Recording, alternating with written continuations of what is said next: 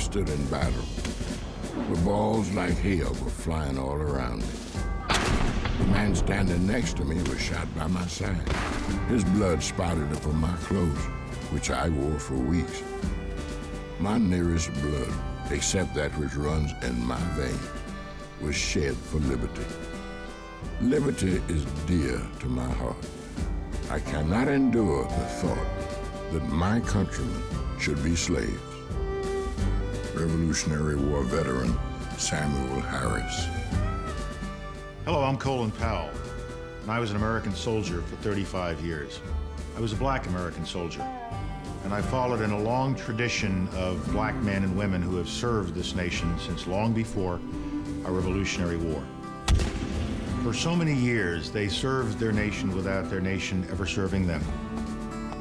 They served because they believed in this nation. They believed in the promise of our democracy. They believed in what the Declaration of Independence and the Constitution said. But for so many years, they were denied the rights and the privileges that other Americans enjoyed. Their story isn't well known. Their story was suppressed. Historians did not write about it well enough. But there's a wonderful story. It is a story of a group of Americans who never lost their love of this country, never lost their faith in what the Founding Fathers had promised. And that's why this story is simply called For Love of Liberty. To the war has gone.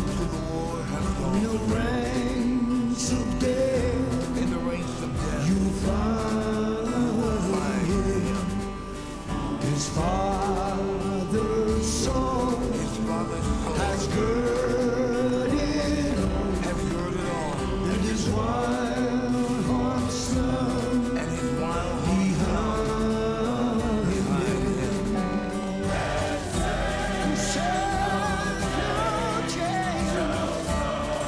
Shall serve you, the soul of love and bravery.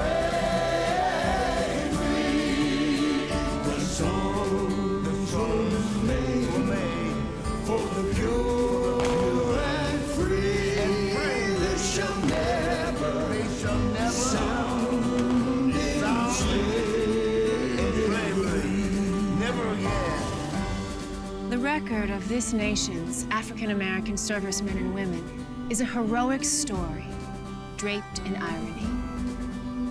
Why, despite enormous injustice, did these determined individuals fight so valiantly for freedoms they themselves did not enjoy? The answer to this question can be found in the letters, diaries, thoughts, and reflections of those who were there. Their words are relevant to every American and speak of courage, honor, duty, and sacrifice for love of liberty. I'm Halle Berry, and this is their story.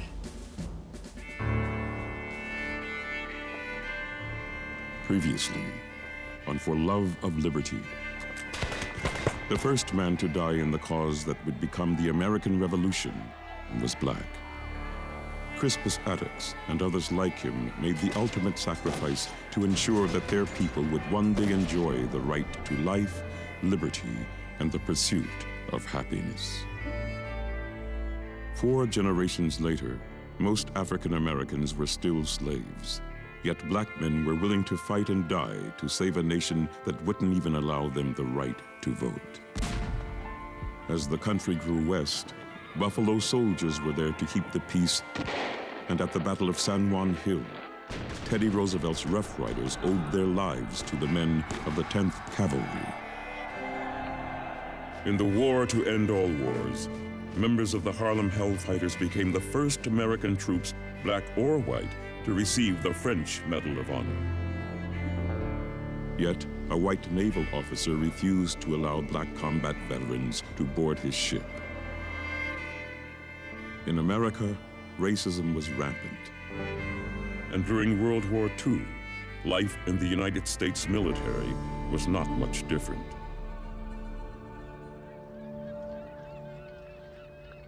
When the Second World War began, if you were black and serving in the Navy, regulations prohibited you from General Sea duty. In the summer of 1944, the Secretary of the Navy, Admiral Ernest King, said, "Enough."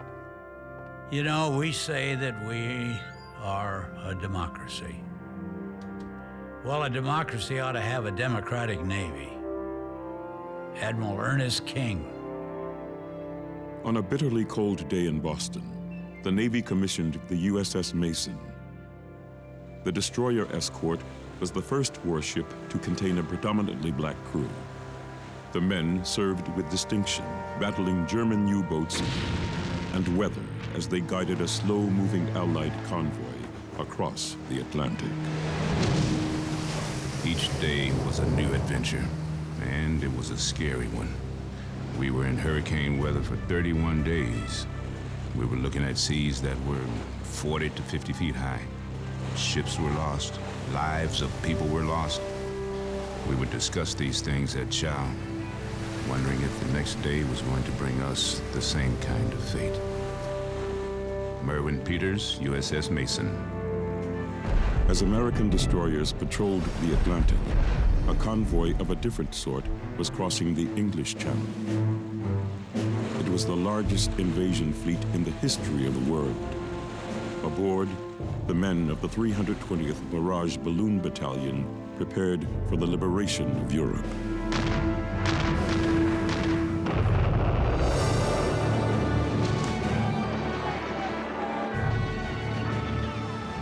When the men landed on Omaha and Utah beaches, D-Day, June 6, 1944, they became the first black soldiers to see combat in the European theater.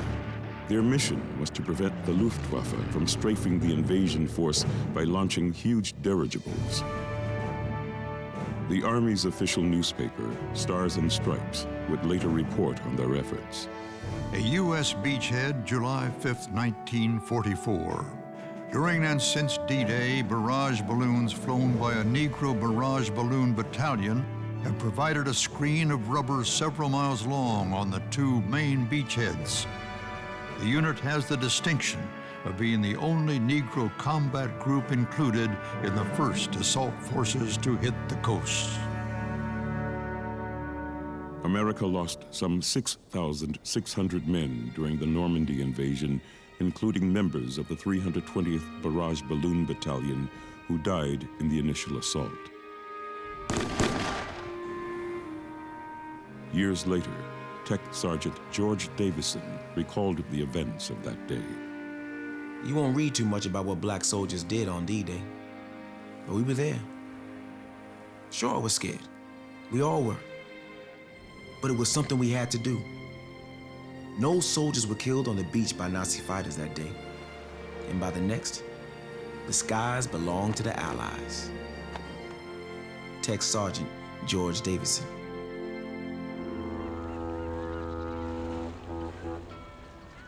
In August of 1944, the Buffalo Soldiers arrived in Italy. Ulysses Lee, the official government historian for the employment of Negro troops during World War II, was there. As the thousands of black fighting men debarked from the crowded troop ships, they presented an impressive and awe-inspiring spectacle. Armed with basic weapons and full-field battle dress, proudly wearing the circular shoulder patch with the black buffalo, they moved smartly and efficiently into their unit formations. As they marched away, every man in step, every weapon in place, chins up and eyes forward, a low rumbling babble of sound came from the troops on the dock, then swelled to a crescendo of thunderous cheering, which continued until the last Buffalo unit had disappeared from sight. Ulysses Lee.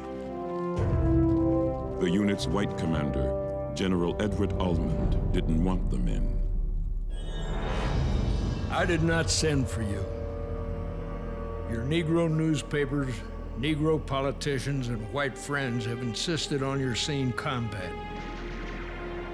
And I shall see to it that you get combat and your share of casualties. General Edmund Almond.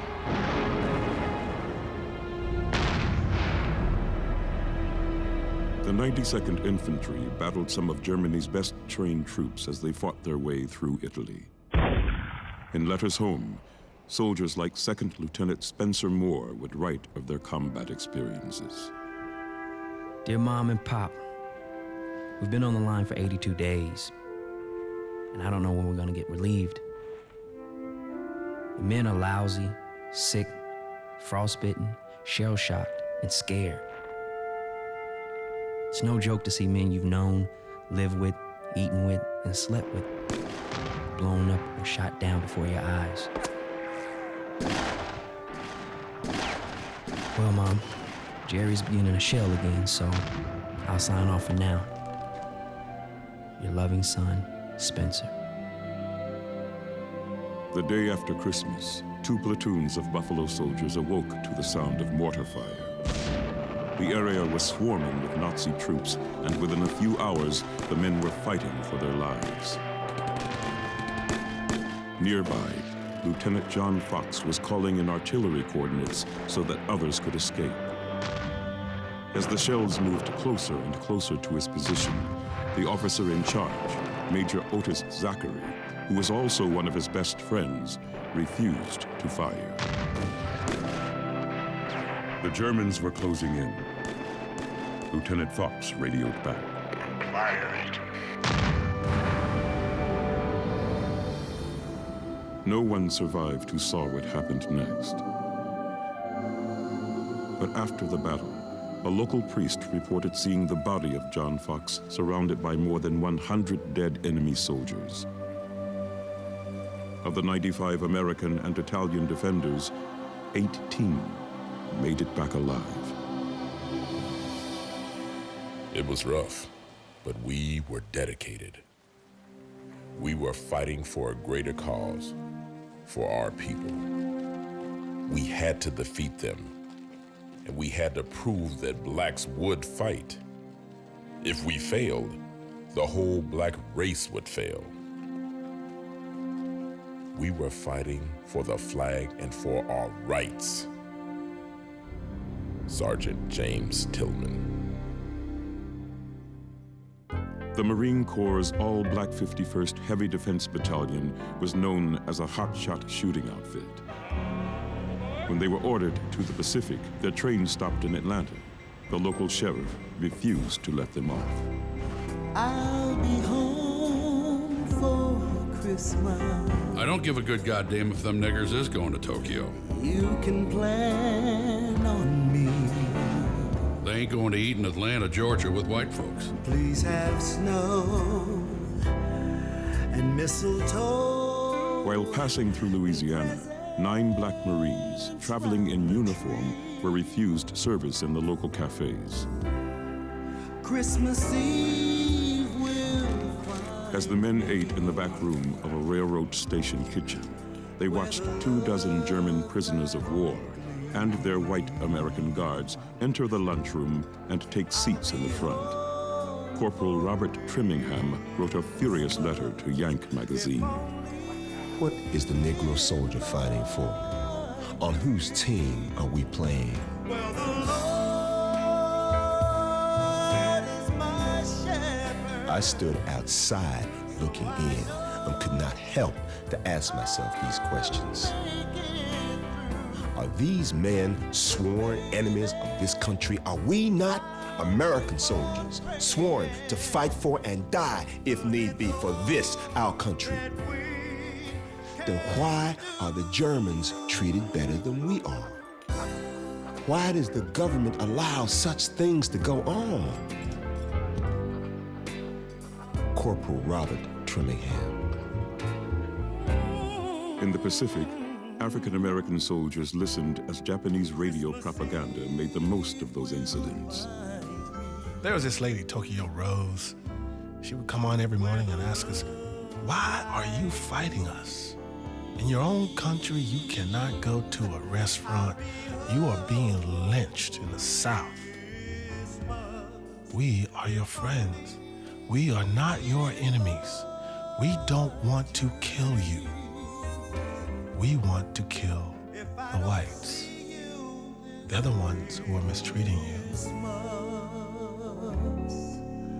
I'll see you. Marine Private Frederick Gray. In my dreams.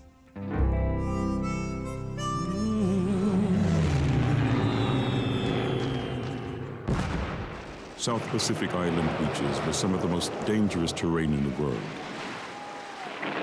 Following a major landing, black combat units would be called in for mopping up operations. In a letter to his mom, Nelson Peary described their work. Our job has been to hold the island of Halmahera, which is 12 miles from here and crawling with 37,000 Japanese soldiers. Their job is to retake the island. Sometimes their suicide units would break through and off we go again. Really nasty business hunting them down like dogs and killing them. We learned to live with the hordes of mosquitoes and green flies, fat from the corpses that still lay half-rotted, covered by mud and slime. Nelson Peary. Once the islands were secured, thousands of African-American soldiers, Marines, and sailors built roads, harbors, and airfields. We would stay on an island for a while, then move on. We were going up the Slot, the Solomon Islands. We would land on them and the engineers would come in and clear a path for an airstrip. We'd land on another island, establish a base, and then move on. Bypass some and move. Get another island and build another airstrip. Howard Hickerson, 93rd Infantry. Early in the war, the Army had announced the formation of the 1st Black Air Corps, the 99th Pursuit Squadron. Based in Tuskegee, Alabama, the unit was listed as experimental. They said we didn't have the intelligence, the demeanor, the courage to be combat pilots. They learn differently. All we needed was a chance and training. First Lieutenant Charles Chuck McGee.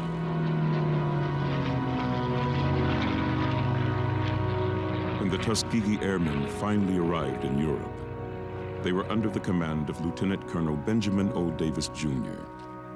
He was the first black officer to solo an Army Air Corps aircraft and the son of the Army's first black general, Benjamin O. Davis, Sr. I do not believe we are going to let color stop us from winning this war. Brigadier General Benjamin O. Davis.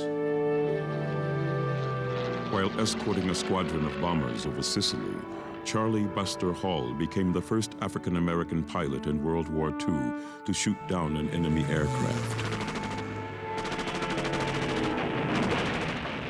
Louis Purnell, a member of the squadron, remembered the victory celebration. Although Hall was awarded the Distinguished Flying Cross, his most appreciated prize may well have been an ice-cold bottle of Coca-Cola. Purnell had obtained a single bottle during a stopover in Tunis. When he landed back at the base, the soft drink was locked in the squadron safe. The day of Charlie's victory, we obtained a block of ice from a town that was 15 miles from our base. We chilled the bottle of Coke in a 1-gallon fruit juice can packed with ice. It was in the shade of a grove of olive trees that the bottle of Coke, probably the only one in the Mediterranean theater of operations, came to a well-deserved end. Second Lieutenant Louis Purnell. The Tuskegee Airmen quickly earned the admiration of friend and foe alike. The German Luftwaffe called them Schwarze Wolkenmännchen, black birdmen. To American bomber crews, they were known as Red Tail Angels because of the red stabilizers on their P-51 Mustangs and their reputation at that time for having never lost a single bomber they escorted into combat. We got the reddest paint we could find and painted our aircraft. We wanted the bomber crews to know when we were escorting them, and we wanted to make sure the Luftwaffe knew when we were airborne and in their territory. Lieutenant Colonel Herbert Carter. One B-24 crewman recalled, Ordinary guys did a certain precision rollover to show you they were friendly, but the red tails would roll that wing over and over and float through the formation like dancers. When you saw them, you were happy. They were that hot, that good. Tech Sergeant John Red Connell.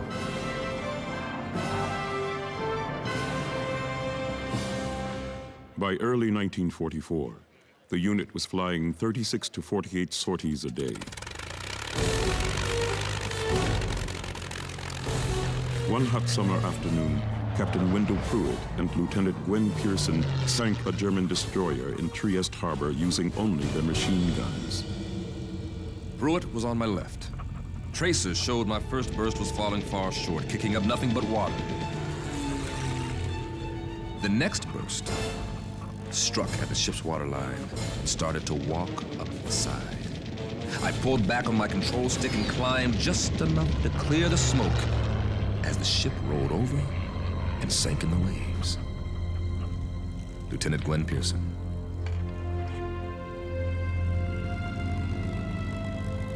By the time the war ended, the Red Tails had downed 111 enemy aircraft, destroyed 150 other planes on the ground, and flown over 15,000 combat sorties. 66 Tuskegee airmen lost their lives. We proved that the antidote to racism is excellence in performance. Lieutenant Colonel Herbert Carter.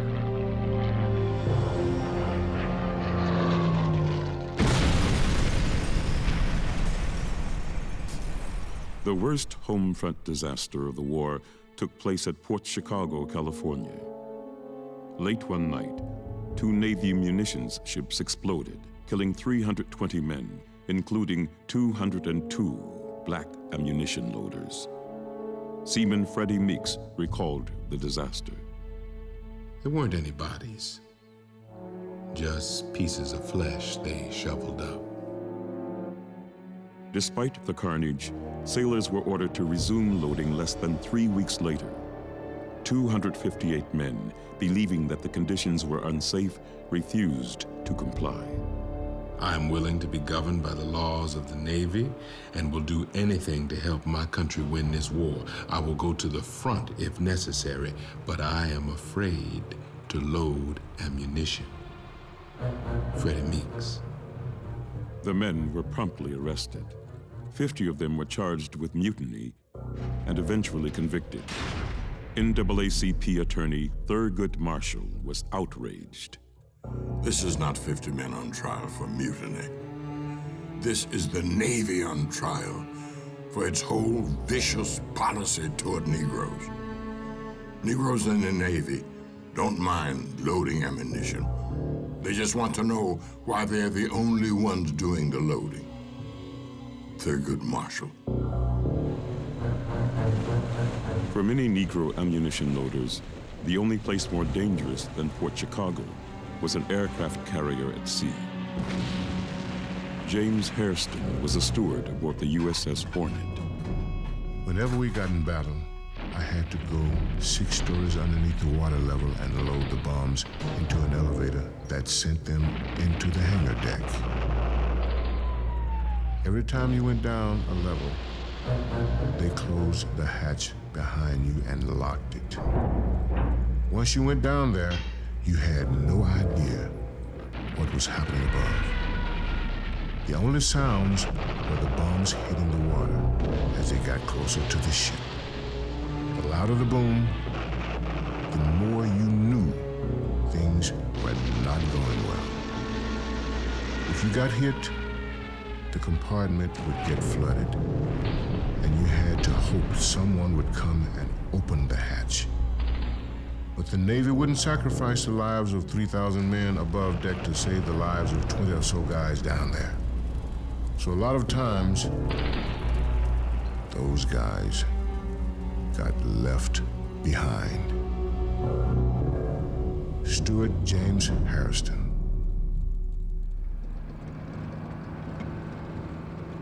Back in France, General George Patton's bold armored advance had stretched his supply lines to near collapse. To solve the problem, the Army Transportation Corps created a huge trucking operation called the Red Ball Express. Most of its drivers were black. James Rookard was one of them. When General Patton said for you to be there, you were there if you had to drive all day and all night. Those trucks just kept running. They'd break down and we'd fix them, and they'd run again. James Rookard. On an average day, 900 fully loaded vehicles were on the Red Ball route, around the clock. We had to drive slowly at night because you could hardly see. If you turned on your headlights, the Germans could bomb the whole convoy. So we had to feel our way down the road. Sure, I was scared, but I did my job. James Rookard. By late October 1944, General Patton's Third Army was in desperate need of reinforcements. The only combat armored units left were black.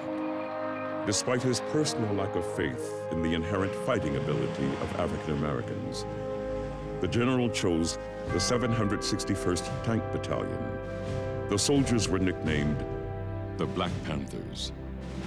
Welcoming them to Normandy, he said, "Men, you're the first Negro tankers to ever fight in the American Army. I would never have asked for you if you weren't good. I have nothing but the best in my army. I don't care what color you are so long as you go up there and kill those Kraut sons of bitches. Everyone has their eyes on you and is expecting great things from you. Don't let them down. And damn you, don't let me down." General George S. Patton.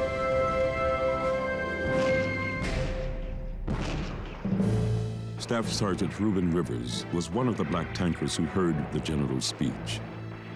His unit's motto was, "Come out fighting." The fearless young soldier from Oklahoma was a legend in the battalion. When he was ordered to retreat from a heavily defended German town, the heroic tanker replied, "I'm sorry, sir. I'm already through that town." Rivers led the way, became a byword for bravery. On November 16th, his tank hit a mine. When the medics arrived, they found Sergeant Rivers with a bone sticking out of his leg.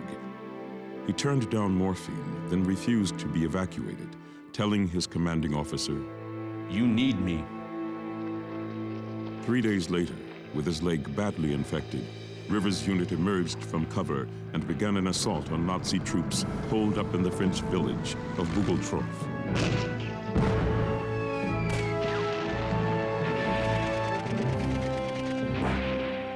Ignoring a hailstorm of German tracer bullets, Rivers attacked, allowing his trapped comrades to escape. His captain ordered him to withdraw. "Move back, Rivers." The rest of the Black Panthers could hear their brother-in-arms on the radio. "I see them. We'll fight." Rivers kept firing until tracers were seen entering his turret. "Pull up, driver. Pull back, driver." "Oh, Lord." The tank exploded. Sergeant Rivers' final act of heroism had cost him his life. His commanding officer, Captain David Williams, later commented, "Nobody surpassed Rivers' feat. He was seriously wounded. I begged him to be evacuated. I told him, hey, this is your chance. Your war is over." But he insisted on fighting. And you know why? Out there, it's not for country and Coca-Cola. Out there, it's for each other. He said, "You need me." And he was right, we did need him. Only he got killed. Captain David Williams. The Black Panthers would go on to participate in the Battle of the Bulge and help to punch through the Siegfried Line. VE Day would find them in Austria, where they, like the Harlem Hellfighters of World War I, had become the easternmost unit of all the Western Allied forces in Europe. For their actions, They were presented with the highest combat award a military unit can receive, a Presidential Unit Citation. It was bestowed 33 years later by President Jimmy Carter. Their commanding officer would say of his men, "These guys were better than heroes because they weren't supposed to be able to fight. And they were treated worse than lepers. It took a rare sort of character to go out there and do what they did." I used to ask myself, why the hell should these guys fight? Why? Captain David Williams.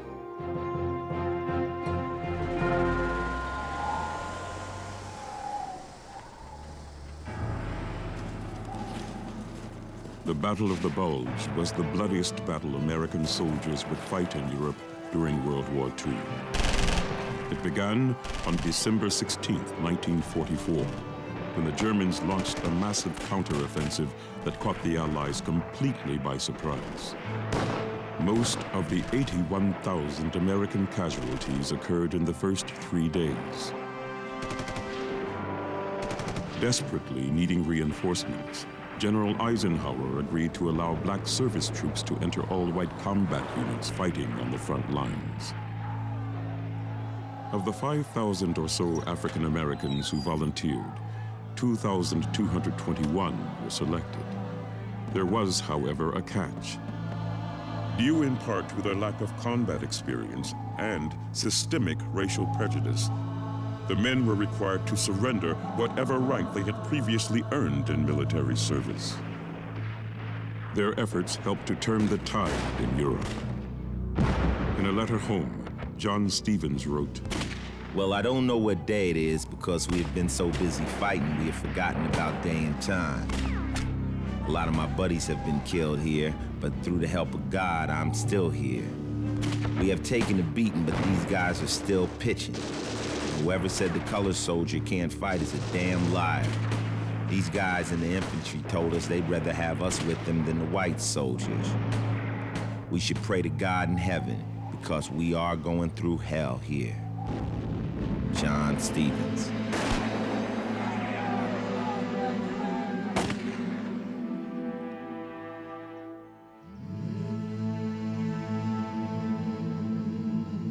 As African-American soldiers fought their way through Europe, in the Pacific, African-American Marines were fighting in one of the deadliest battles of the war, Iwo Jima.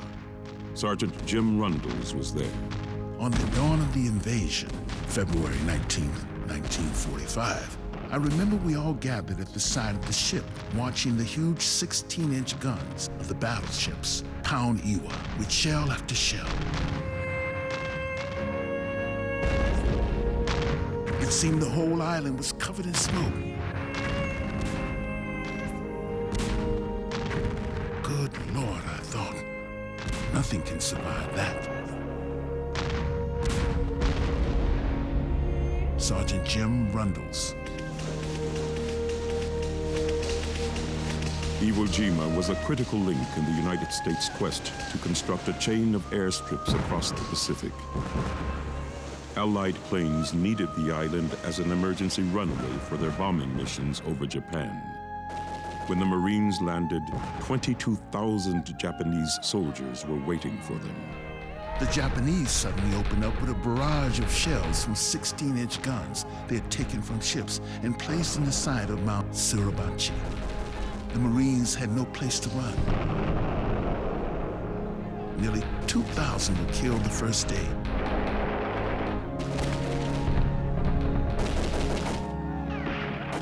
Inch by inch, they moved ahead, but the deadly barrage never stopped. Black Marines of the 8th Ammunition Company landed in the early stages of the battle. They somehow made it to some cover behind the jutting end of a cliff that leaned out toward the ocean. The Japanese were trying hard to knock them out because if they could blow up the ammunition dump, the Marines would, in fairly short order, run out of ammunition. Much of the ammo was delivered aboard amphibious transport vehicles called ducks. At their helm were Montford Point Marines. One of the bravest sights I'd seen was the black driver of a duck, time and time again, he delivered much-needed ammunition to Marines fighting at the foot of Suribachi. This Japanese shot 2 trucks out from under him, but he came back every time.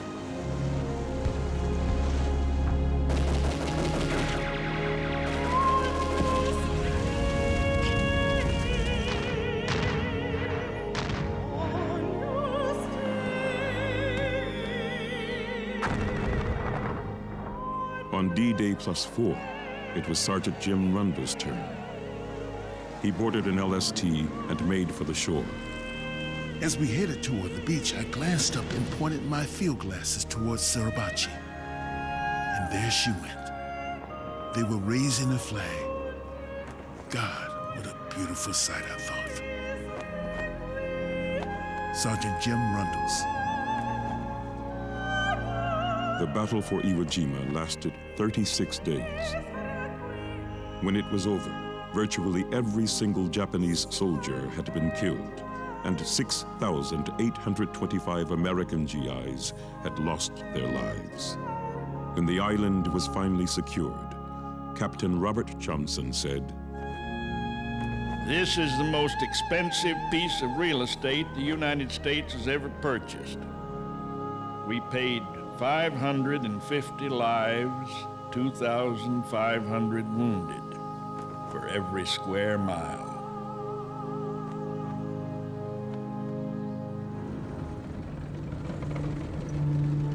In Europe, on April 11, 1945, the American Army entered the Buchenwald concentration camp.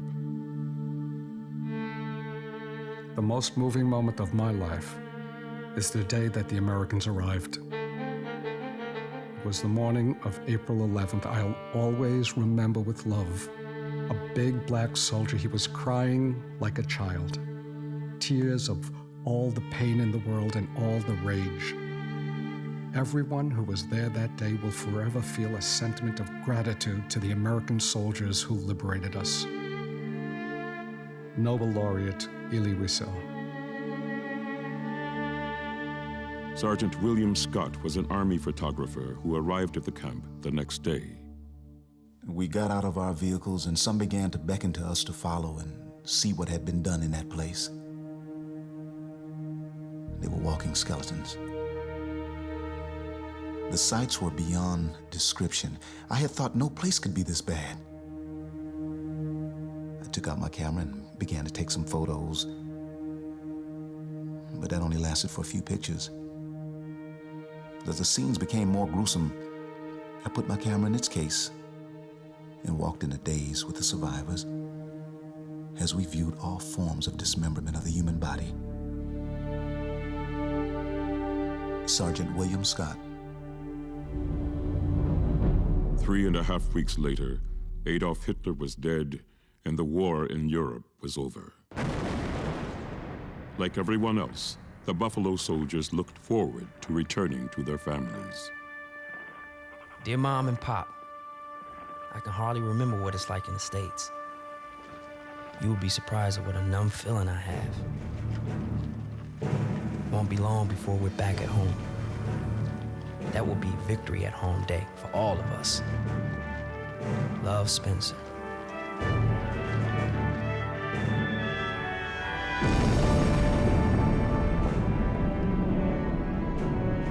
Victory in the Pacific would come 4 months later.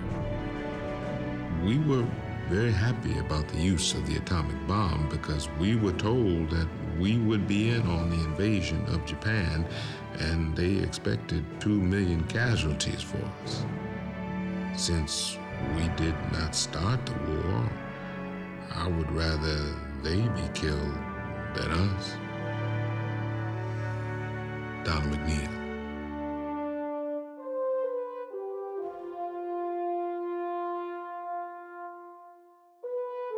As America's black servicemen and women returned home, they rediscovered a country where little had changed. We landed in Norfolk, Virginia. We were all Buffalo Soldiers, and they didn't want us to go through town. They said it would cause too much traffic, but I knew it was because we were black. Later on, I saw how people celebrated elsewhere, but not in Virginia, not for us.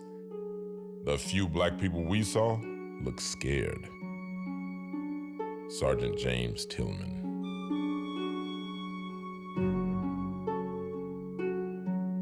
As in the past, the end of the war brought forth a rash of racial atrocities. In Monroe, Georgia, on July 25th, 1946, 4 young black people, 2 men and their wives, one of whom was pregnant, were dragged from a car by a white mob, beaten, then taken into the woods and shot to death by a firing squad.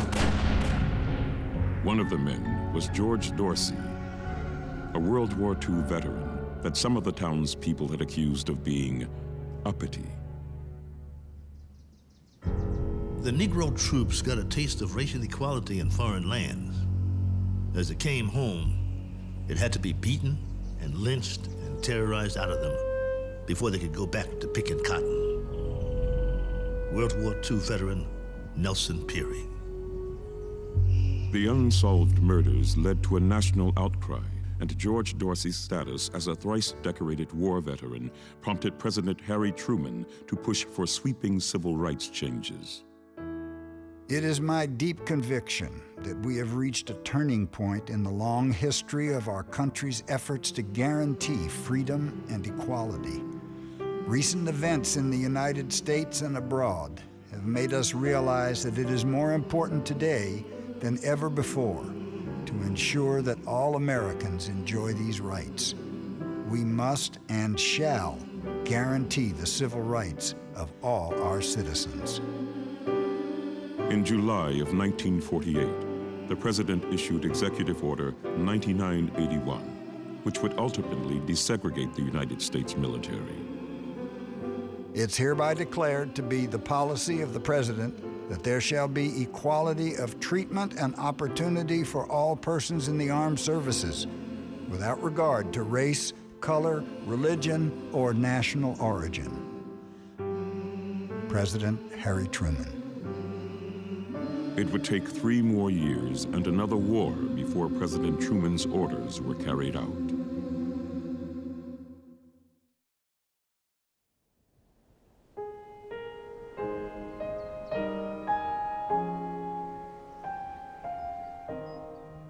On June 24th, 1950, North Korean troops invaded South Korea and quickly captured the city of Seoul.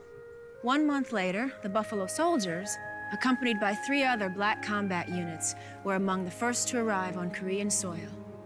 As in conflicts past, these African-American soldiers would be the war's first heroes. If the best minds in the world had set out to find us the worst possible location to fight this damnable war, politically and militarily, the unanimous choice would have been Korea. Secretary of State Dean Acheson.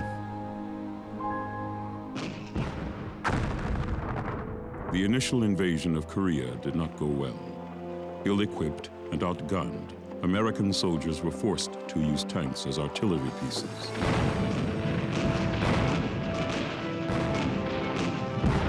The segregated American units, under the command of General Douglas MacArthur, were engaged in grim defensive battles. The troops were often outnumbered by 3 and 4 to 1. 10 days after landing in Busan, African-American units were ordered to recapture the town of Yecheon.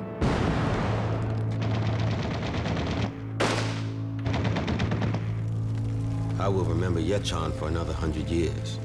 Even in my nightmares, I've never seen carnage, death, and destruction to equal, even to approach that of 20 July 1950. Captain Charles Busey. The 2-day battle was an important victory for a nation in desperate need of hope.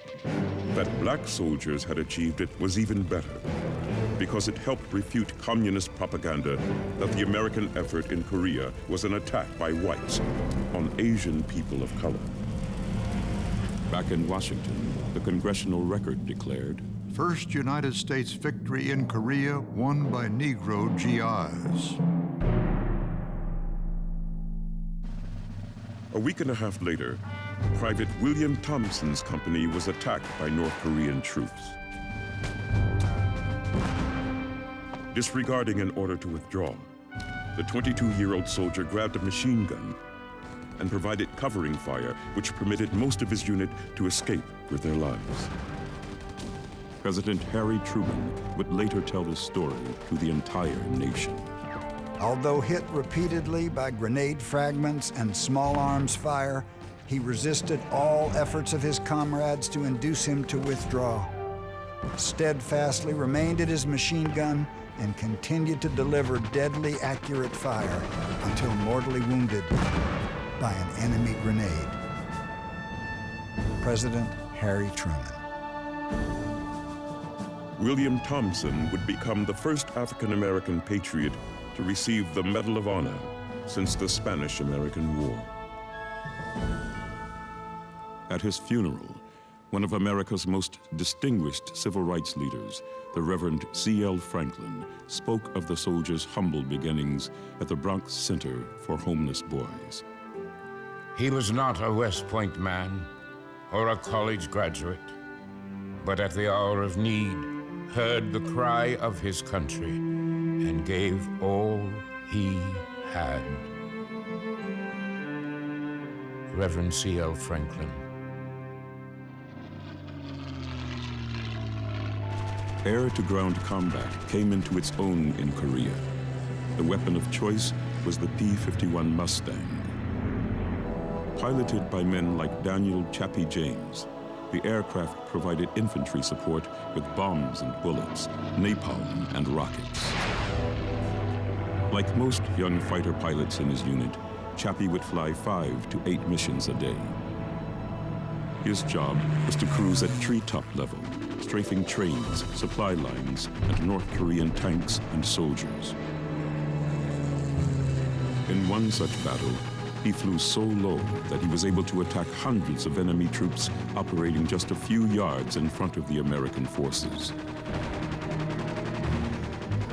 Chappie's skill as a pilot saved the lives of countless American soldiers.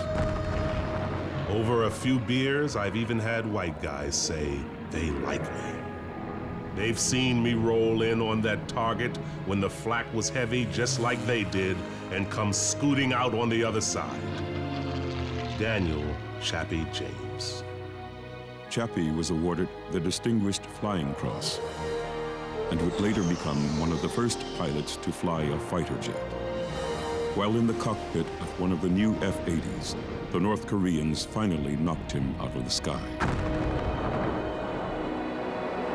When the big stuff hits you, it's like being slugged.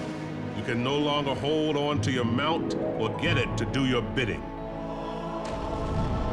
Damned if a Marine tank crew didn't pick me up and rescue me. Daniel Chappie James would later become America's first black 4-star general. I am an American. My heritage is bound by the tenets of freedom inherent in that simple statement. Daniel Chappie James. 3,603 American soldiers were killed in action on the Pusan perimeter between August 4th and September 16th.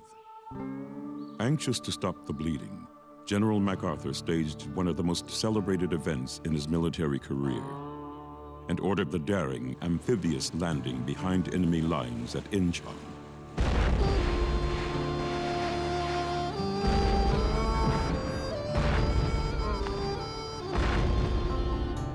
Seoul was liberated shortly thereafter.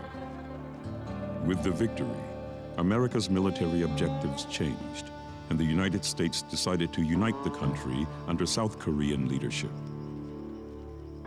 In late September, the president authorized General MacArthur to conduct military operations north of Korea's 38th parallel. However, he also instructed the general to use only South Korean ground troops in provinces bordering China and the USSR. To gain a better understanding of the situation, the president then flew to Wake Island in order to meet with his Far East commander in person. General MacArthur assured him that Chinese intervention was unlikely and that American troops would be home by Christmas. I thought we had won the war, and we went north with high hopes.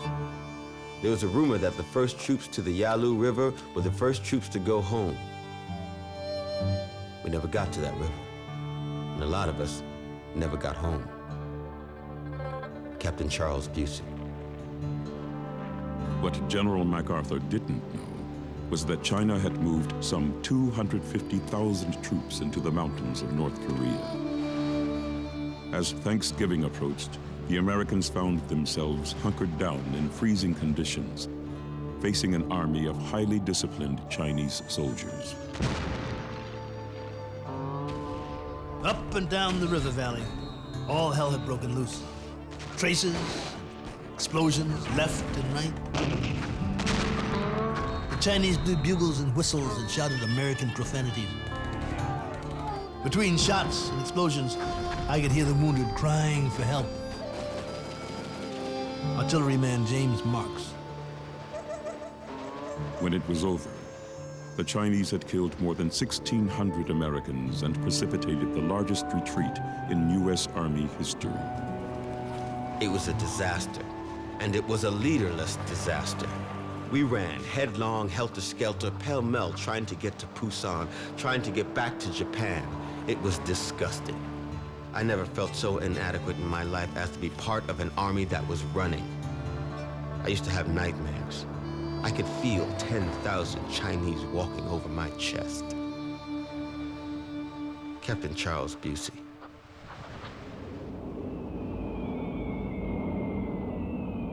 MacArthur's calls to widen the conflict by attacking the Chinese directly infuriated the president.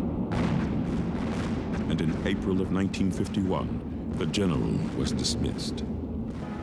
General MacArthur is one of our greatest military commanders, but the cause of world peace is more important than any individual. President Harry Truman.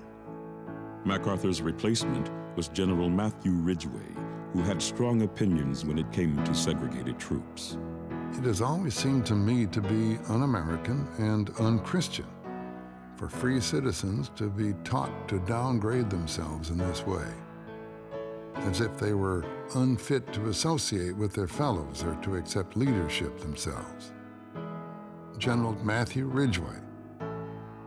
In the spring of 1951, the general formally asked permission to implement the president's 1948 executive order, which called for the integration of the American military.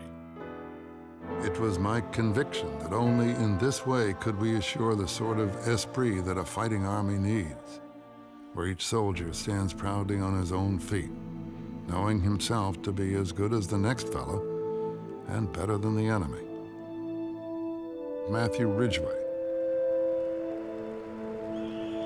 The Army agreed.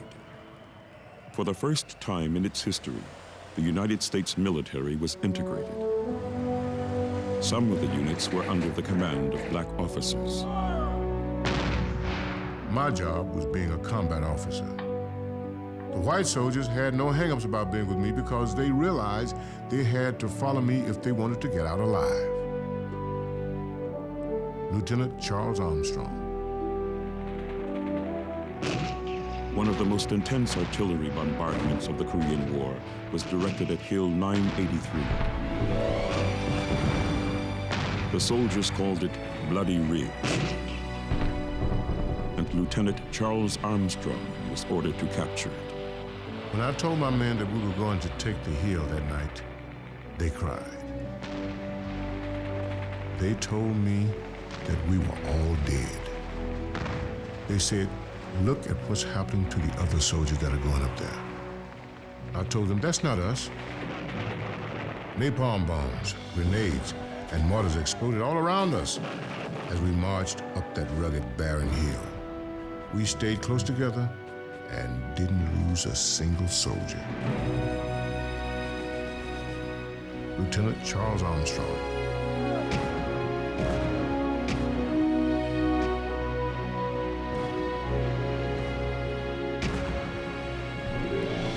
was at the Battle of Chipori that Sergeant Cornelius Charlton became the Korean War's second Black Medal of Honor recipient. Weeks earlier, he had asked to be relieved of his administrative duties so that he could go to the front and fight. He told his commanding officer, "I just don't feel right sitting here while others are doing the fighting up north." Sergeant Cornelius Charlton. He got his wish on June the 2nd, 1951, when he was ordered to attack a heavily defended hostile fortification. When the unit's platoon leader was badly wounded, Sergeant Charlton took charge, rallied the troops, and initiated 3 separate attacks. After suffering a serious chest wound, he refused medical attention. Holding his injuries with one hand and his rifle in the other, Cornelius Charlton charged into the firefight, bleeding from more than a dozen wounds. Blasting away, he continued his direct frontal assault until an enemy grenade brought him down. He died quietly next to the bunker he had just destroyed. At his funeral in West Virginia, the soldier's father was heard to say, "The death of my boy distinctly makes a liar out of those who have said the Negro will not fight for our country. Those who have felt that the Negro is a second-class citizen must know in their hearts that this isn't so." Mr. Van Charlton. That same year, on Christmas night in a small Florida town, NAACP activist Harry Moore, a tireless organizer for Negro rights that some had called the most hated black man in Florida, and his wife Harriet kissed their children goodnight and crawled into bed. Holy night, the stars are brightly shining. It is the night. As they drifted off to sleep, a bomb that had been placed beneath their bedroom by the Ku Klux Klan exploded and blew them both to the roof of their tiny cottage. It could not be in Jesus' name beneath the bedroom floor. On Christmas night, the killers hid the bomb for Harry Moore. It could not be in Jesus' name. The killers took his life, blew his home to pieces, and killed his faithful wife. When Christ was born, It seems that I hear Harry Moore. From the earth his voice still cries, "No bomb can kill the dreams I hold, for freedom never dies. I will not stop, I will not stop, for freedom never dies. I will not stop, I will not stop, for freedom never dies." Poet Langston Hughes.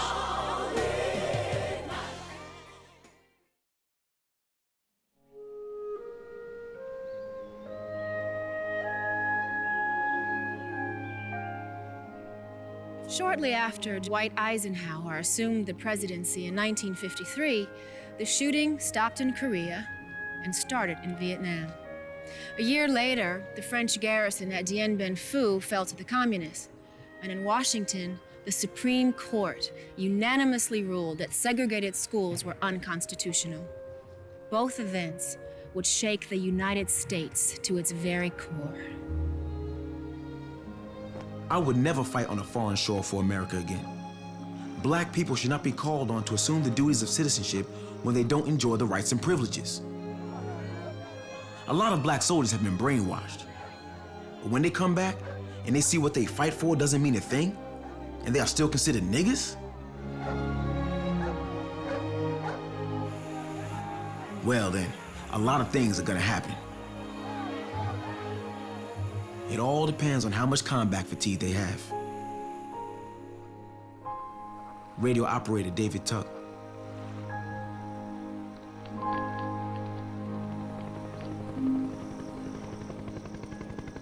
in Vietnam was the first truly integrated war ever fought by the United States.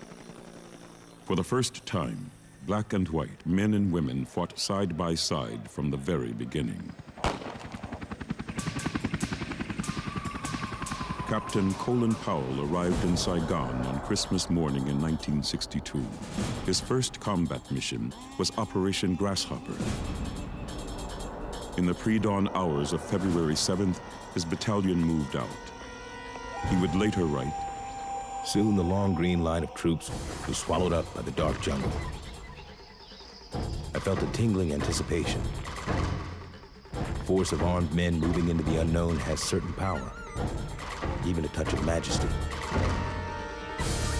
Captain Colin Powell. By the sixth day, following an attack that killed one man and wounded another, the young officer found that his battle exhilaration had disappeared. Somebody got killed today.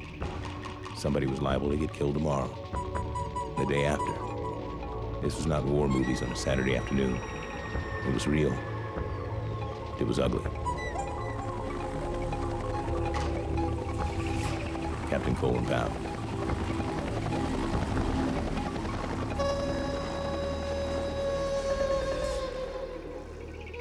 In the spring of 1965, the first official U.S. combat troops arrived on the shores of Vietnam. Lines of solemn-faced young soldiers, black and white, could be seen marching by the hundreds as they were greeted by smiling Vietnamese women.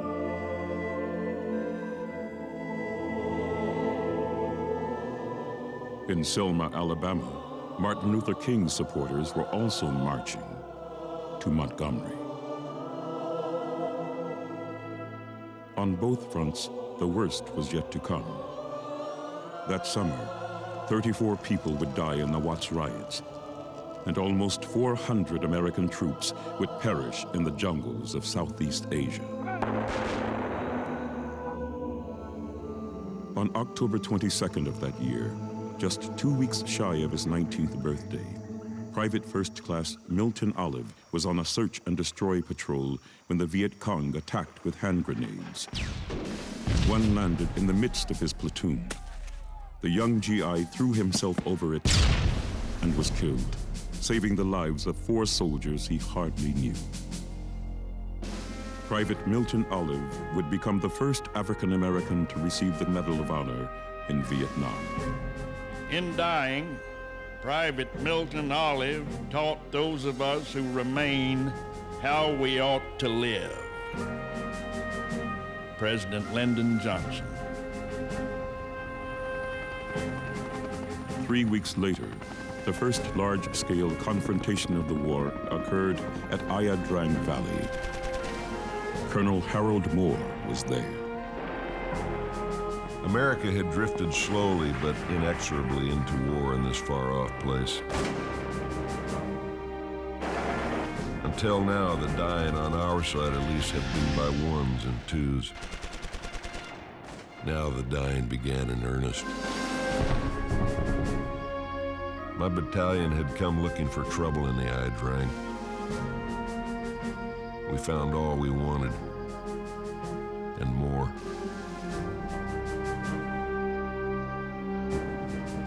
Colonel Harold Moore.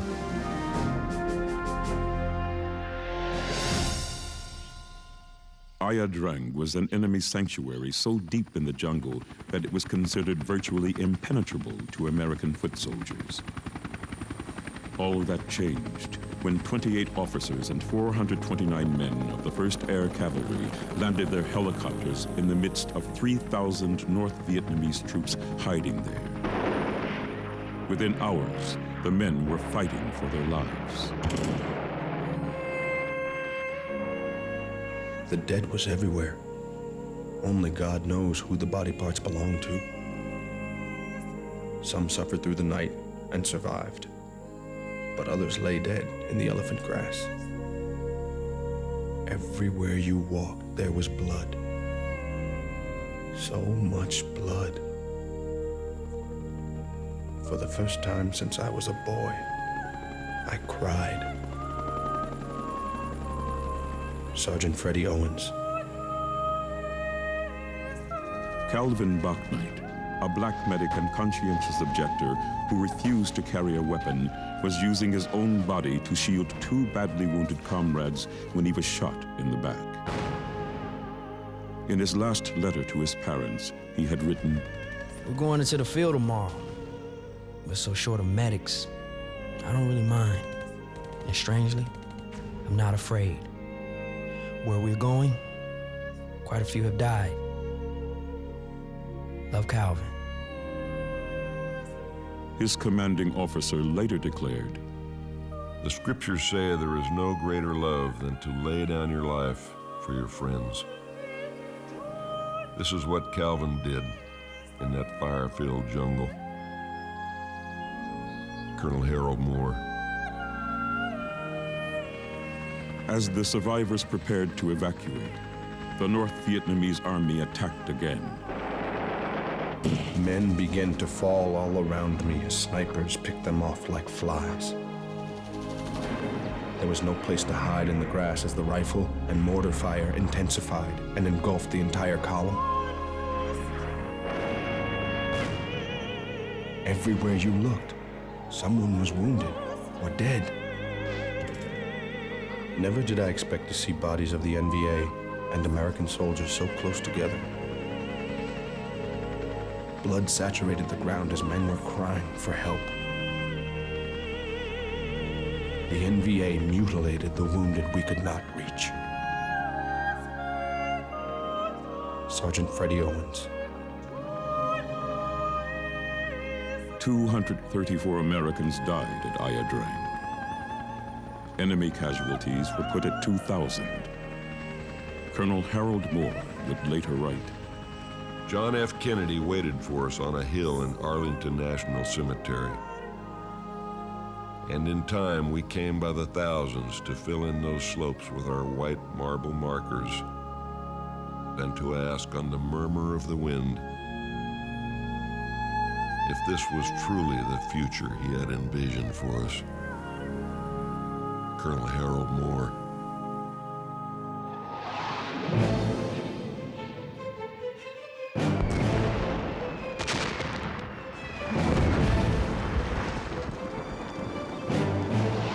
Jet aircraft were used with devastating effectiveness in Vietnam.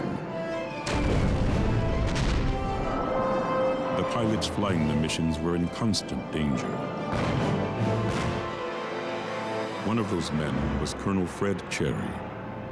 When he received orders to return to the States, he asked his squadron commander for more time to keep flying. His request was approved. 1 week later, while patrolling the skies over North Vietnam, he encountered fierce ground fire. His fighter jet was shot down. I couldn't see whether I was upright, upside down, or what. I just pulled the nose up a few degrees to give me the best ejection altitude. And I prayed. Colonel Fred Cherry.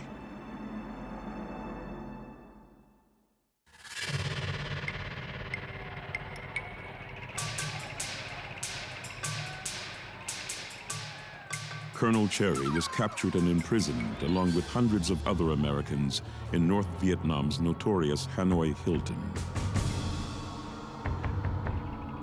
The crash had badly injured his shoulder and wrist, which were not treated until 4 months after his arrival.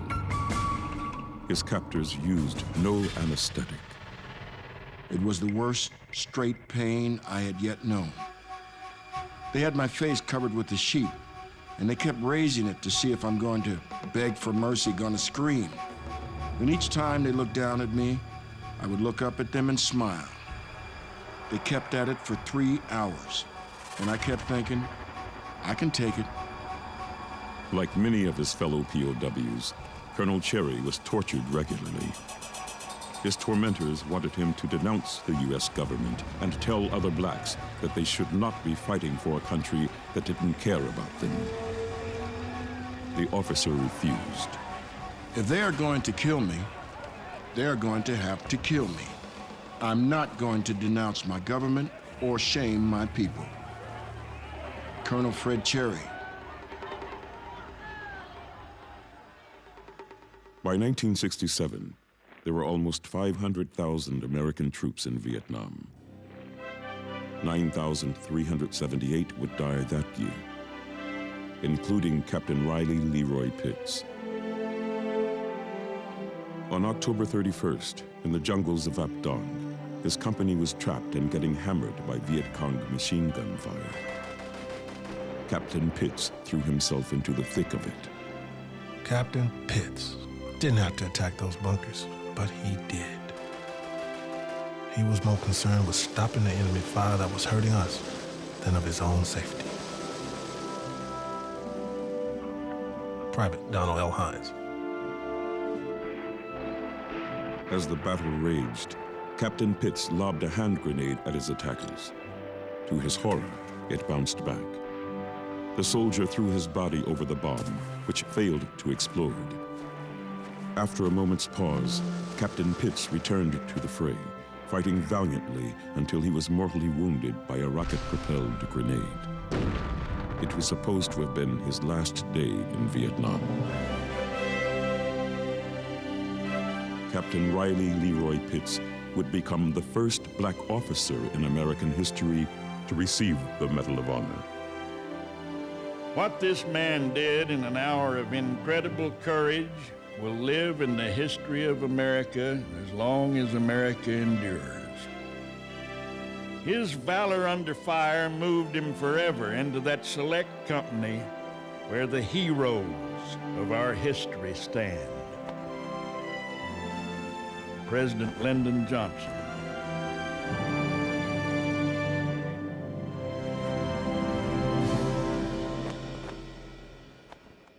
The fighting in Southeast Asia continued to escalate.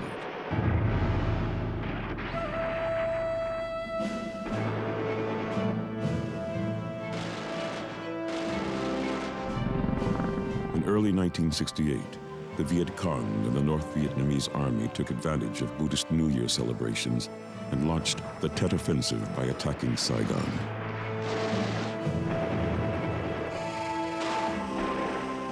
It was one of the bloodiest battles of the war, and African-American medics were in the thick of it. The casualties just kept coming in, and they didn't stop. It was like something that we'd never seen before. We had the helicopters coming in, we had the ambulances coming in. They were just coming in from everywhere. We just looked up there and the helicopters almost blocked out the sun. That's how many of them were coming in. Medic Kerry Spearman. Medical duty in Vietnam was dangerous work, and in many of the frontline military hospitals, African-American nurses ministered to wounded soldiers. I had to go to Vietnam. I needed to go. Captain Elizabeth Allen. Captain Allen was assigned to the 71st Evacuation Hospital, which was bombed during the Tet Offensive. Men's lives were dependent on me, and my being scared was just not useful. You had these guys with massive wounds, not just a leg cut off, but as bad as 2 legs off, 2 arms off, and blind. I had to protect him. I had to make sure if a mortar hit, the shrapnel didn't hit him again. I had to keep them alive to the best of my ability. I sat on a razor's edge. Captain Elizabeth Allen. Back in the States, African-American servicemen and women had begun to receive the kind of press attention that in wars past had been unthinkable. Sergeant Clyde Brown Jr. was even featured on the cover of Time. The magazine heralded his cool professionalism and the actions of others like him. For the first time in the nation's military history, its Negro fighting men are fully integrated in combat.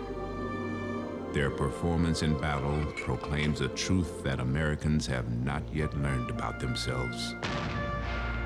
Merit is the only measure of a man. Time magazine.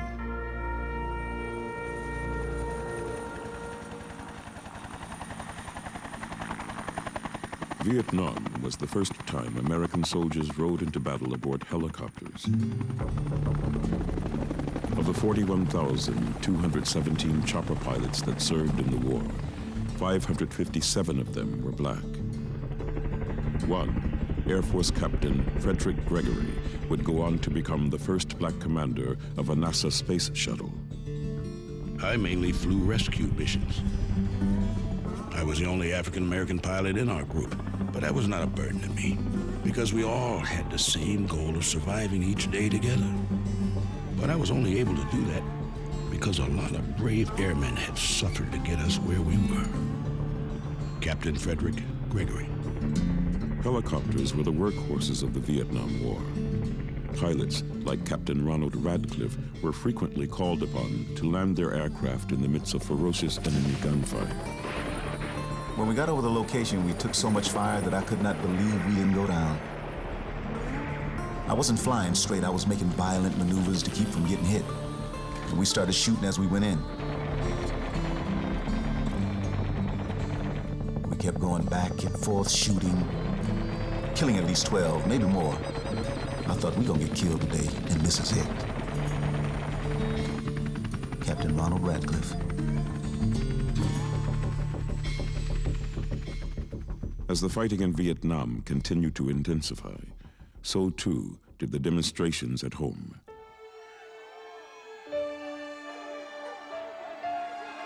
Martin Luther King Jr. spoke out.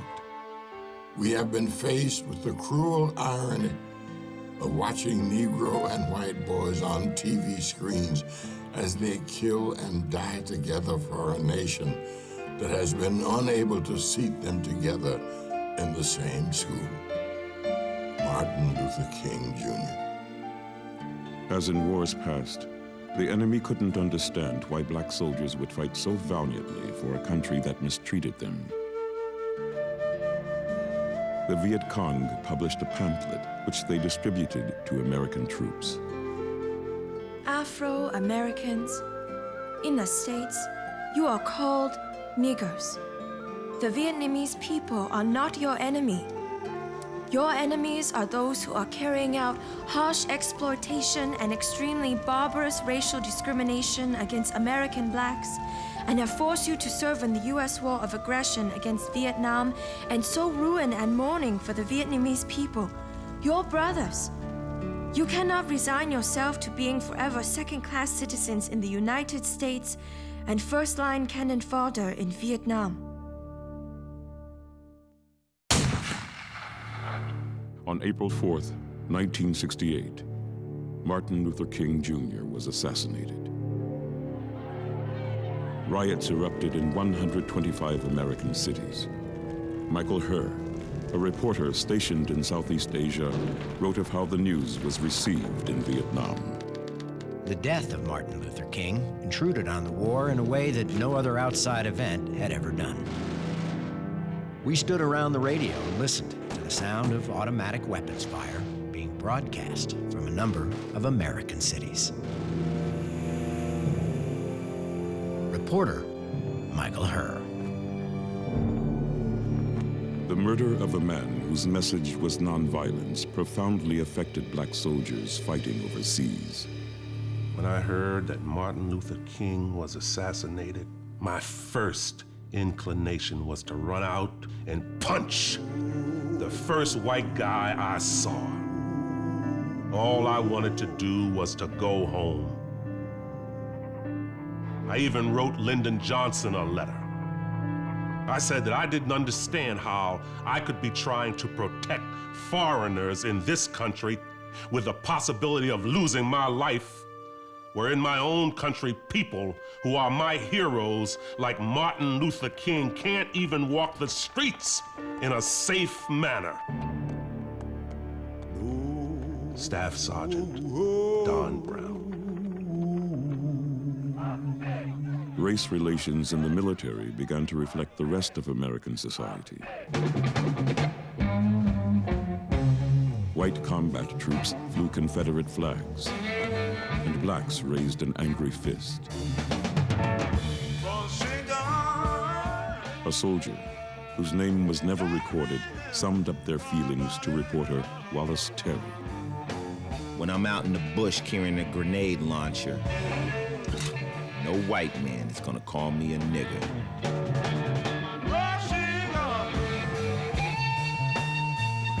Many of the military's new draftees were urban blacks that had demonstrated for civil rights and fought in ghetto riots.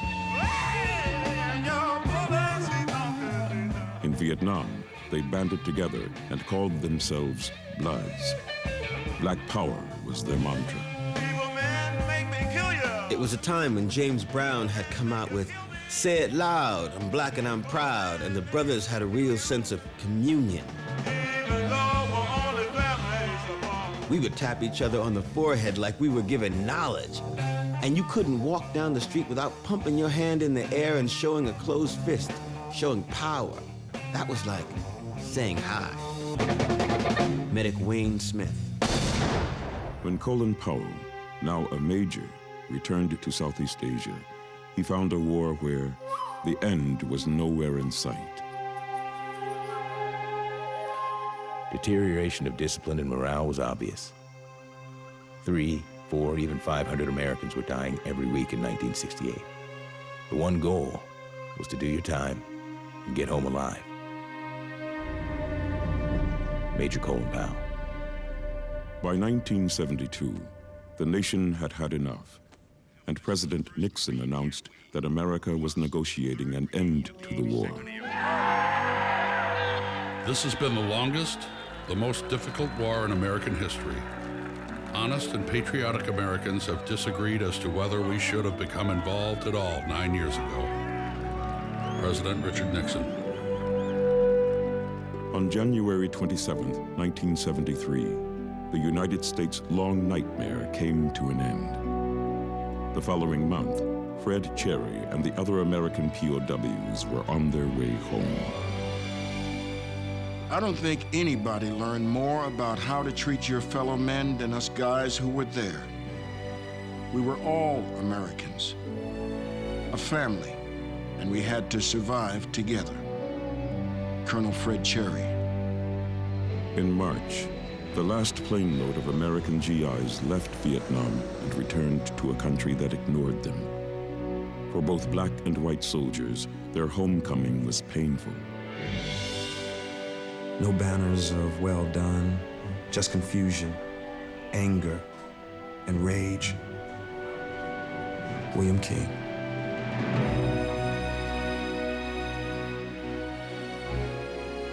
$7,264 African-American patriots lost their lives in Vietnam. 20 received the Medal of Honor. Their service in that terrible conflict can best be summed up by an article which appeared in Time magazine. In the unpredictable search and destroy missions throughout the Central Highlands, in the boot-swallowing, sniper-infested mangrove swamps of the Mekong Delta, on the carrier decks, and in the gun mounts of the 7th Fleet offshore, the American Negro is winning. Indeed, has won. A black badge of courage that his nation must forever honor. Time magazine.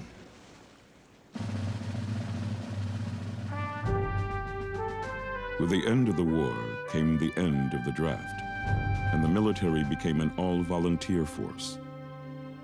Uncle Sam began actively recruiting young black men and women who were motivated by job training, career advancement, and the GI Bill. In 1977, President Carter appointed Clifford Alexander as the first black Secretary of the Army. His mandate was equal opportunity, and when the review board responsible for nominating generals submitted its first list, he sent it back, noting that there were no black names on it. My method was simple. I just told everyone that I would not sign the goddamn list unless it was fair. Clifford Alexander. Within just a few years, There were more African American generals serving their country than ever before, including the Army's first black four-star general, Roscoe Robinson Jr., and the first black female flag officer, Brigadier General Hazel Johnson. I'm proud to be the first black woman general. I'm very proud of that. And I'm proud for my people. Brigadier General Hazel Johnson.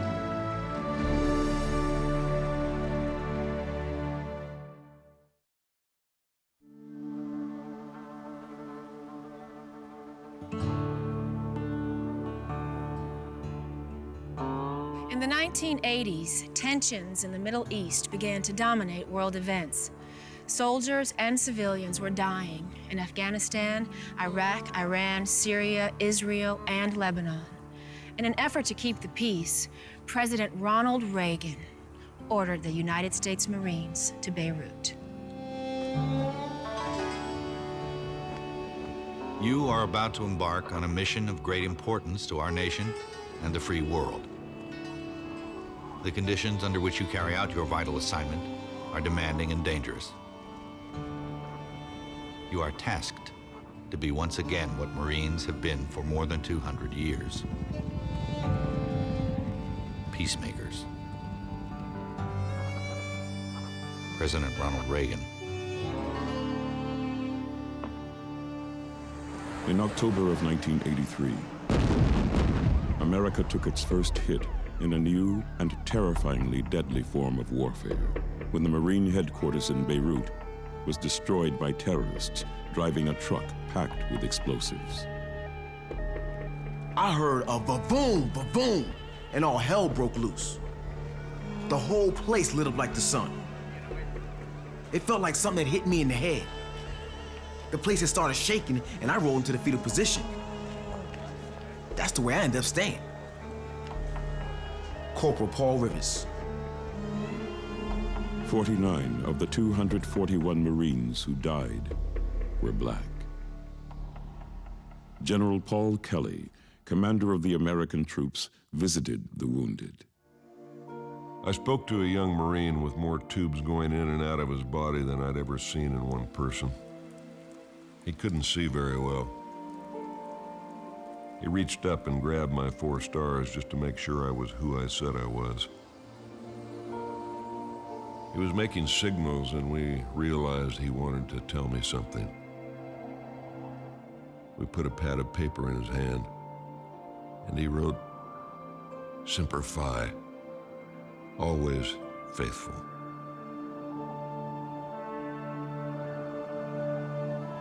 General Paul X. Kelly.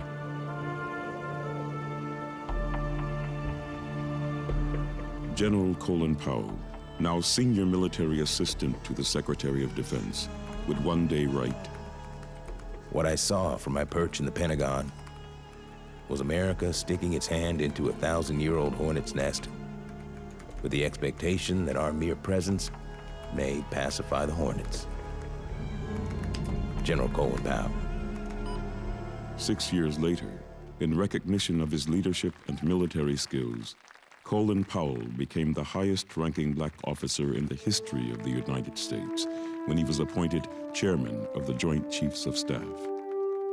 Following the ceremony, he paid tribute to all of the African-American patriots who had come before him. This wouldn't have been possible without the sacrifices of those black soldiers who served this great nation in war for over 200 years. General Colin Powell.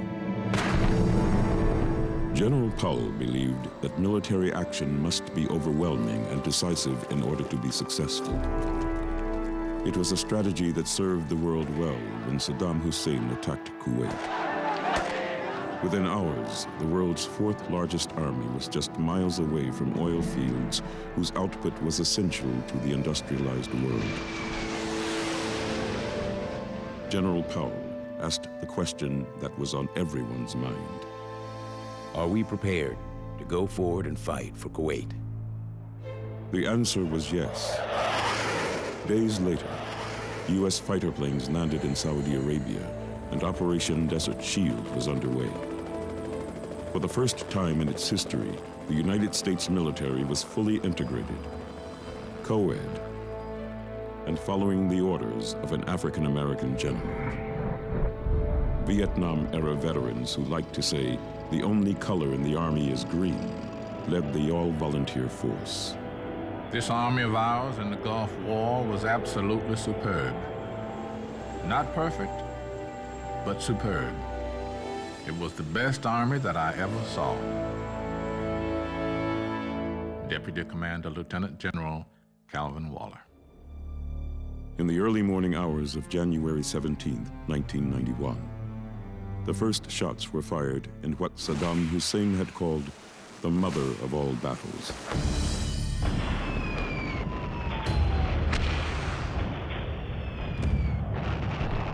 General Powell's plan for victory was clear.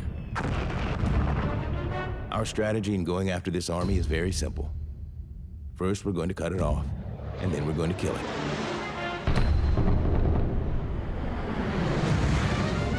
Iraq responded to the attacks by firing Scud missiles.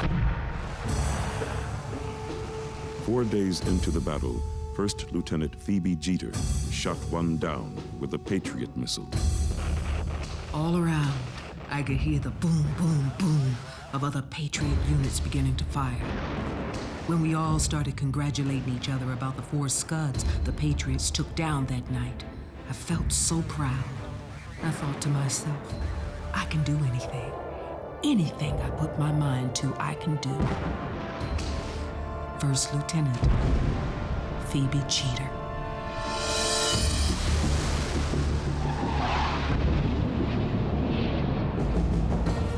The air war lasted 38 days. The ground war would be over in 4. Iraq thought we were coming from the sea. They never expect us to come from where we did. We started moving at 0500. The resistance was nothing. We took a couple rounds and a few trucks were hit, but they had the casualties. Those who wanted to see Allah died. Then they started to give up. We just kept going and told them that someone in the back would pick them up. Marine Sergeant Darrington Battle.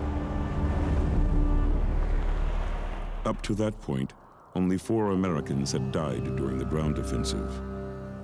That all changed when an Iraqi missile landed on a U.S. Army barracks, killing 28 soldiers. Private Adrienne Mitchell, a black member of a non-combat Army supply unit, was one of them. Her father, a retired Air Force Chief Master Sergeant, was quoted in the media. She was my pet, she was my baby. Her death, well, it was a fluke. God only knows why he took her. One day I'll find out. Frank Mitchell. The next day, Arab troops liberated Kuwait City.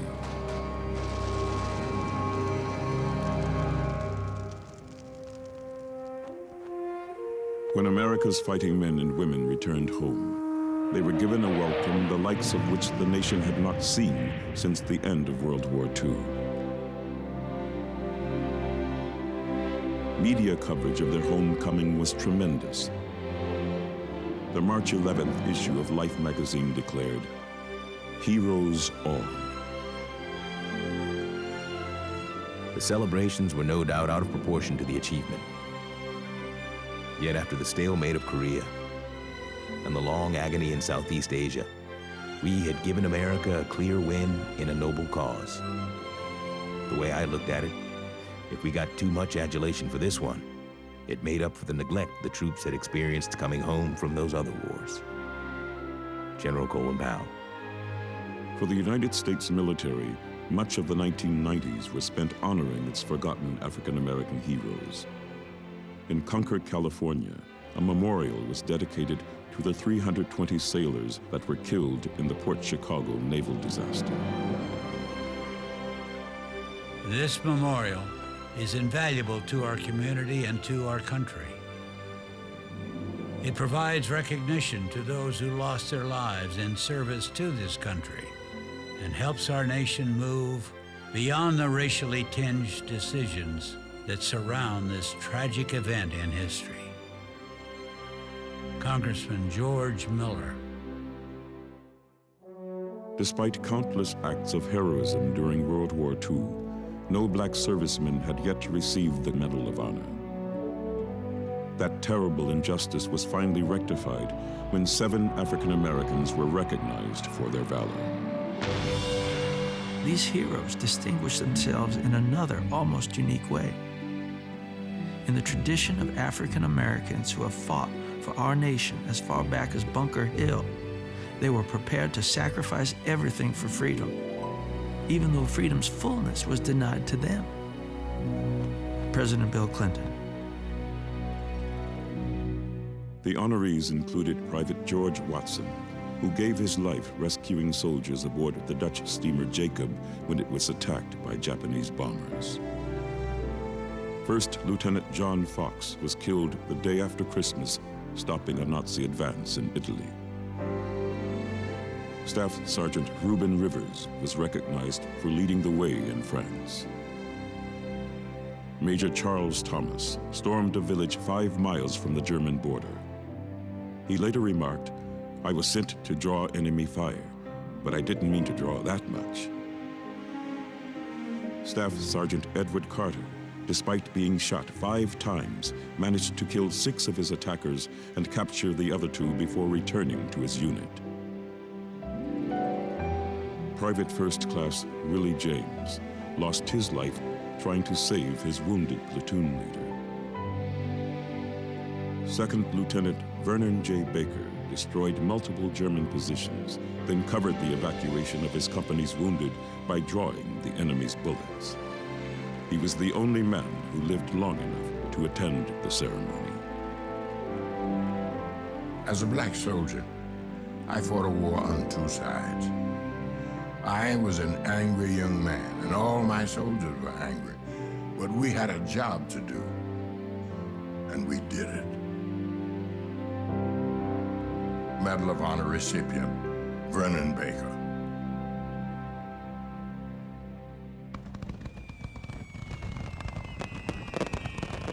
As the world rang in the 21st century, a global millennium celebration seemed to provide people of all races, faiths, and traditions with hope for the future. Yet, in remote Middle Eastern hideouts, terrorists were plotting America's destruction. Back in 1998, suicide bombers had blown up the American embassies in Kenya and Tanzania. Their next target was the USS Cole. Of the 17 sailors who lost their lives in the attack, 6 were African Americans, and 2 of those were women.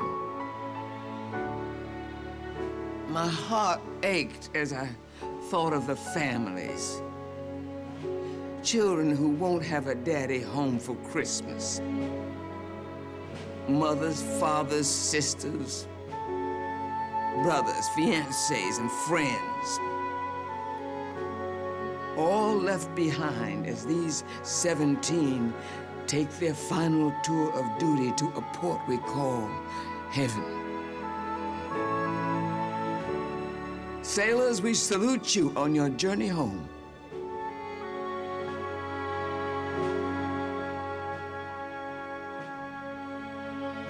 USS Cole Memorial website.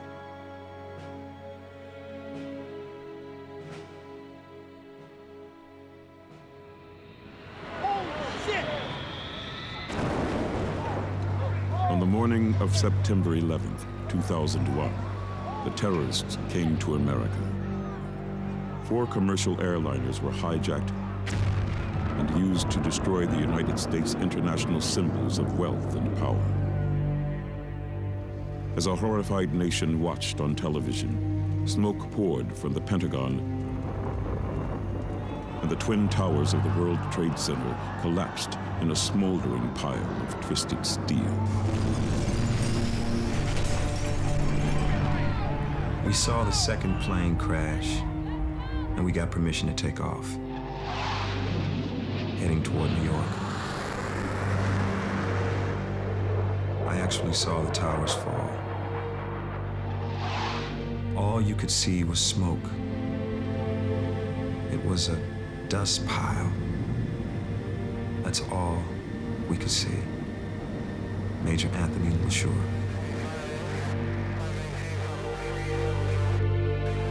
The world was stunned. Colin Powell, who was now the nation's first African-American Secretary of State, spoke for freedom-loving people everywhere when he said, "They can destroy buildings, they can kill people, but they will never be allowed to kill the spirit of democracy." Secretary of State Colin Powell. America declared war on the terrorists who had ruthlessly murdered 2,973 people. To the men and women in our military, every sailor, every soldier, every airman, every Coast Guardsman, every Marine, I say this: your mission is defined. The objectives are clear. Your goal is just. We will not waver, we will not falter, and we will not fail. President George W. Bush. Aboard the USS Enterprise, a sailor, whose name was never recorded, expressed the sentiments of all his shipmates when he said, "Our role is to protect America. And that is what we're going to do."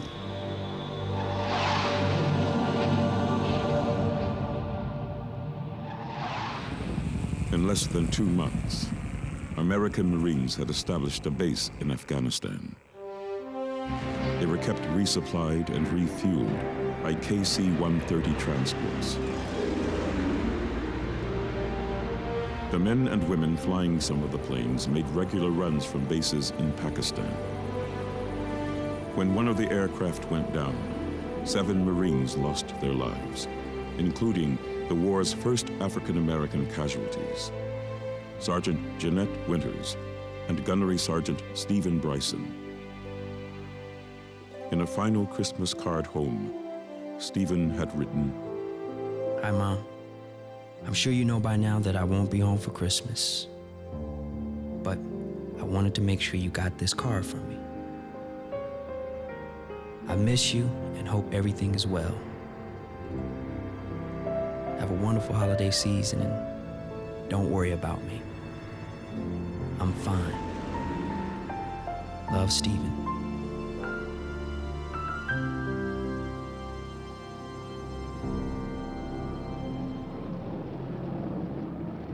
As the United States gained a foothold in Afghanistan, the war on terror spilled into Iraq.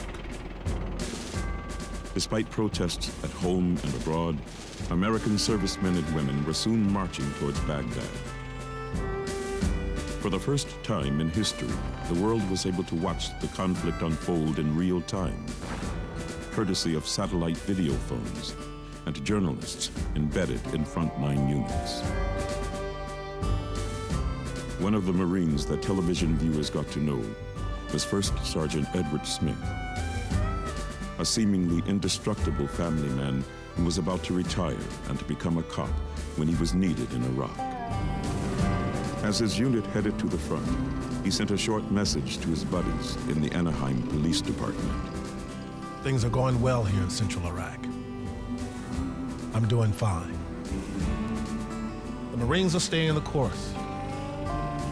Tell everyone that I said hello. I'm taking a SWAT team ball cap all the way to Baghdad.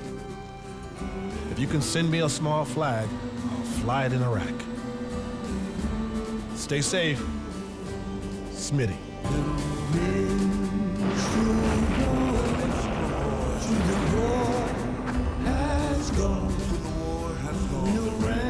Shortly before his men were due to enter Baghdad, First Sergeant Ed Smith was killed in action.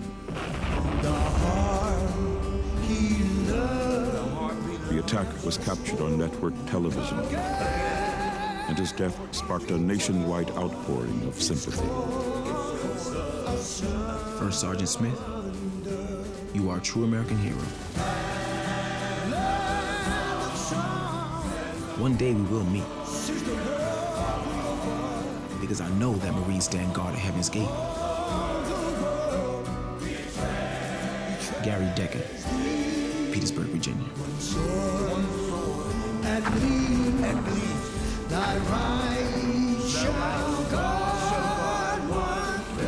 Baghdad fell to American forces in a matter of days, but the long and bloody battle for Iraq had just begun.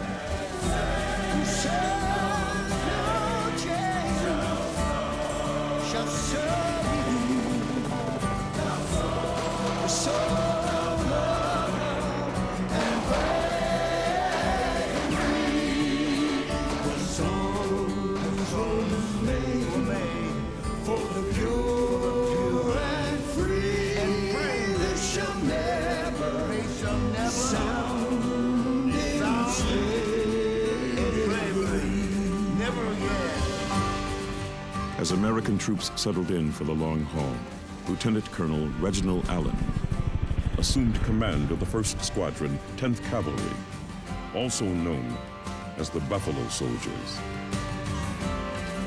He was the first black officer in the unit's 138-year history to ever lead the men into combat. The incredible thing about the Buffalo Soldiers, especially those who served early on, is that they love this country enough that through the racism, through the bigotry, they still wanted to serve. They served with pride and honor and professionalism. That is absolutely no different than what the Buffalo Soldiers today are doing. We'll do it as best we can, as long as we can, until it is time for us to go home to our families. Lieutenant Colonel Reginald Allen.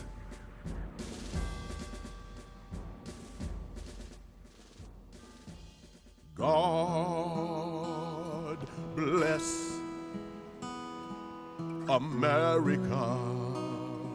American servicemen and women were fighting in Iraq and Afghanistan when back home, the American people elected their 44th president.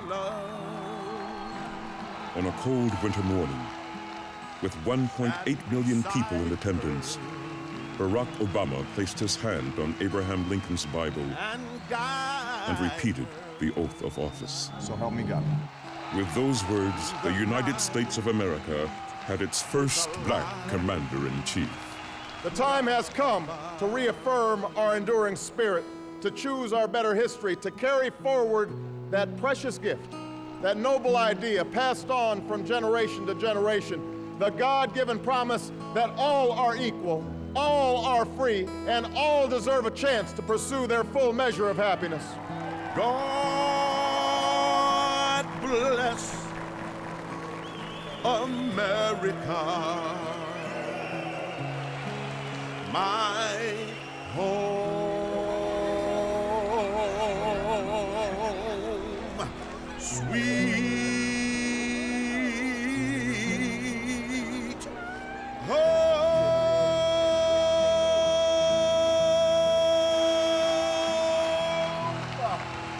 The story of America's black patriots is a paradox. Since 1641, there has never been a time in our history when African Americans were unwilling to serve and bravely sacrifice for their country. Yet, despite this valiant heritage, until recently, no matter the conflict, whenever America was engaged in war, the question, would the Negro fight, was raised in numerous ways, and always with the same racist assumptions. African Americans were inferior. They couldn't be trusted with a gun. They didn't have the intelligence or the courage to fight. They wouldn't follow orders, let alone ever be capable of giving them.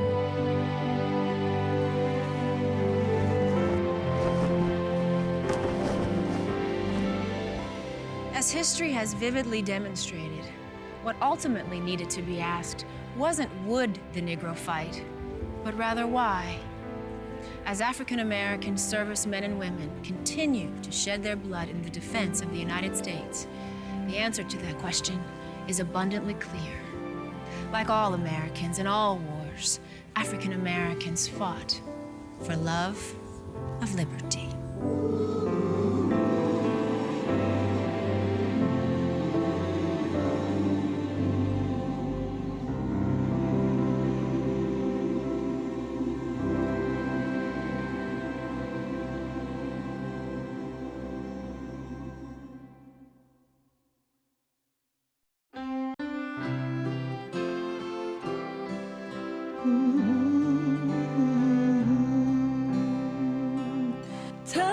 Tell me, weary soldier, from the rude and stirring wars, was my brother in the battle where you gained those noble scars?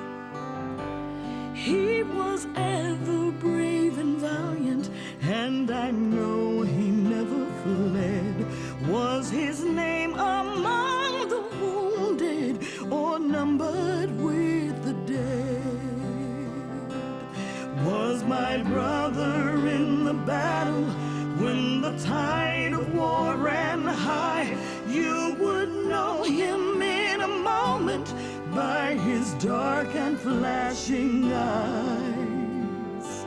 Tell me, weary soldier, will he never come again? Did he suffer with the wounded or die among the slain? Was my brother in the battle when the noble Highland hosts were so wrongfully outnumbered on the Carolina coast? Did he struggle for the Union mid the thunder and the rain till he fell among the brave on the bleak Virginia plain? I'm sure that he was dauntless and his courage ne'er would lag by contending for the honor of our dear and cherished flag. Tell me, weary soldier, will he never come again?